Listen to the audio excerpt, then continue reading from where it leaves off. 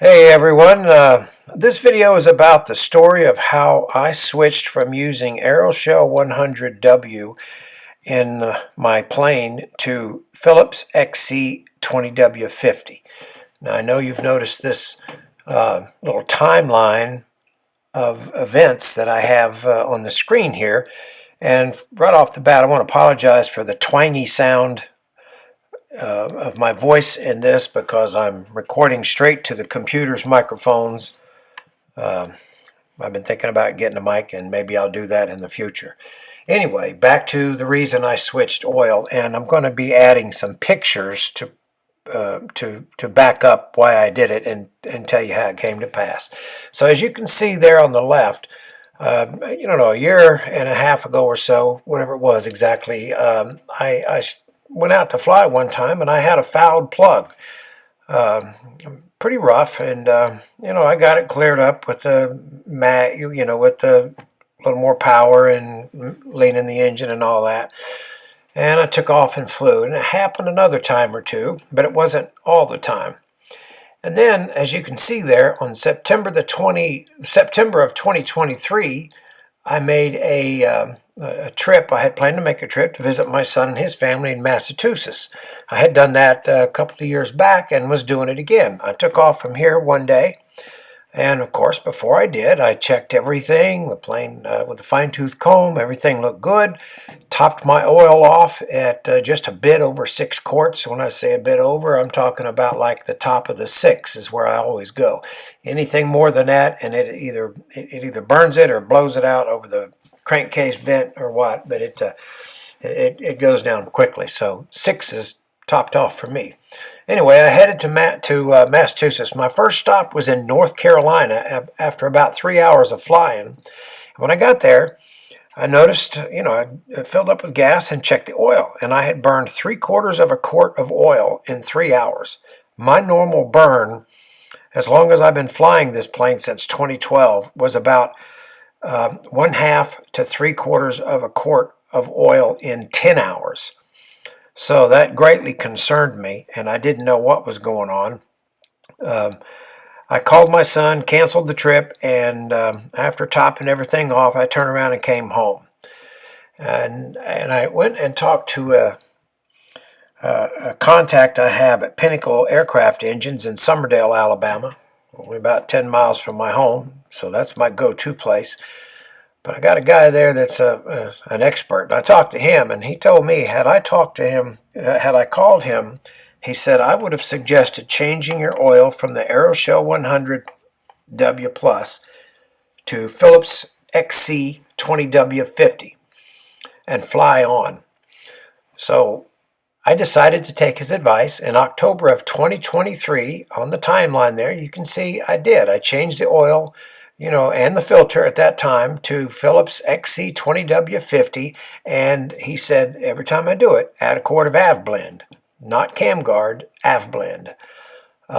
So I've done that every time since. And at that time, my TAC was 558 hours, and I've got 2 pictures that I'm going to put up here now that you can see. Just before I did that oil change, I borescoped the cylinders. And this is how I knew that I had a problem. And that's when I went to talk to my friend at Pinnacle. So have a look at these pictures. Okay, as you can see from this first borescope picture, this is looking down through the top plug hole, and you can see that pool of oil. Definitely not good. Not surprising that I was getting a fouled plug. So let's have a look at the second picture. Okay, the second photograph. Looks like I'm in through the bottom hole of the spark plugs this time, and you can see I'm looking back up towards the plug hole, and the oil pools all the way to the very top of the cylinder.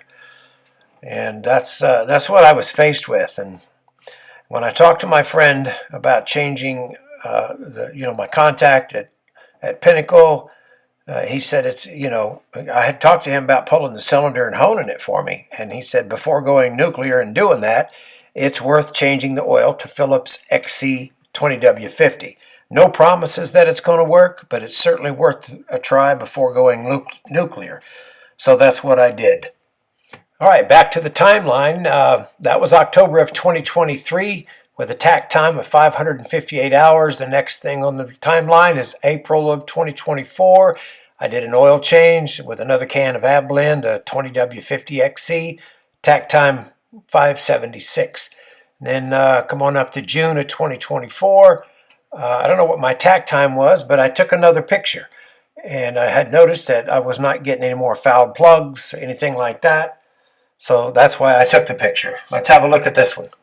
All right, you can see that it's looking a lot better. No oil towards the bottom of the cylinder down there by the piston, and it's only up here a little bit at the top.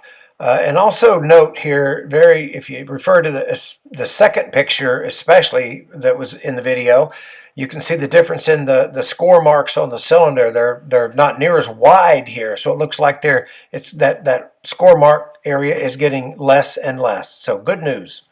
Looks like this is doing what we hoped it would do. All right, that brings us up on the timeline to October 17th, just last month of 2024. Changed the oil again. I think I only had about 20 or 22 hours on it. But anyway, changed the oil, put in a can of AvBlend because I was going to fly on a cross country up to Missouri to visit a friend there and then back down to visit family just south of Birmingham and then back home. I did that over the period of time of October 20th to the 23rd, which ended up being about a 5.7 hour cross country. When I got back, of course, every stop I checked the oil and it was okay. When I got back, and don't laugh at my dipsticks there. When I left on the cross country, my oil level was at the top of the 6th. When I got back, the oil level was at the bottom of the 6th, about 1/8 of an inch. I estimate that's probably about 1/3 of a quart in about 5.7 hours. So I'm back to my baseline as far as oil consumption. And looking at the timeline, October 26th, this last picture I'm going to put up was a couple of days after I got back, so it had been setting.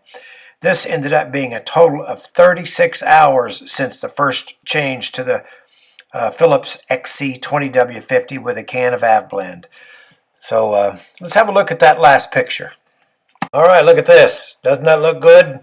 Looking down the cylinder, looks like from the top spark plug hole to the number 2 cylinder. No oil whatsoever. So big thanks to my contact at Pinnacle Aviation. Sure beat pulling the cylinder and going nuclear. I'm a believer in Mike Bush's stuff about you create issues by doing something as significant as pulling a cylinder. Here's another photograph side by side. I wanted to point out the score marks on a cylinder before we made the oil change. Look at those marks and compare them to what's on the right.